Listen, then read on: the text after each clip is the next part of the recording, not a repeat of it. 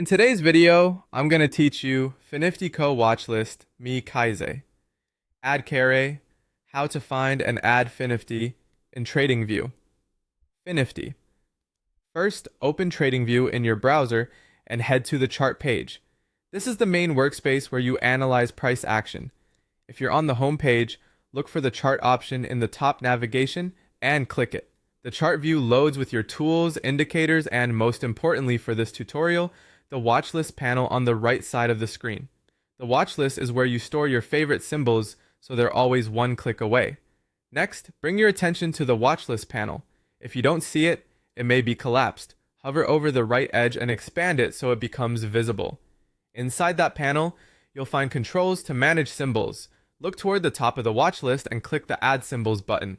Depending on your layout, this can look like a plus icon or a field that says Add Symbol. This opens a search box that lets you find instruments across exchanges and categories. In the search field, type Finnifty. This is the short name commonly used for the Nifty Financial Services Index. As you type, Tradingview will display matching results. You may see multiple entries, such as the index itself, futures, or related instruments. For a clean watchlist entry, choose the index listing that clearly shows it's an index rather than a derivative.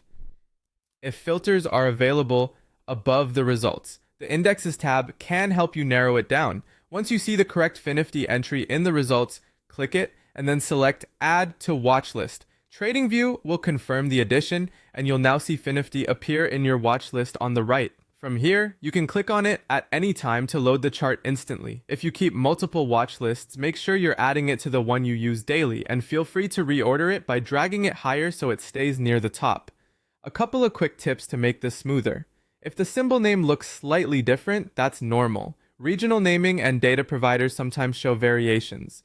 What matters is that you've selected the index version you intend to track. After adding it, you can rename the display label for clarity, change your chart time frame, and save your layout so Finnifty remains in place the next time you open Tradingview. That's it. You've gone to the chart, opened your watch list, added a symbol, searched for Finnifty, and added it to your list for quick access whenever you need it.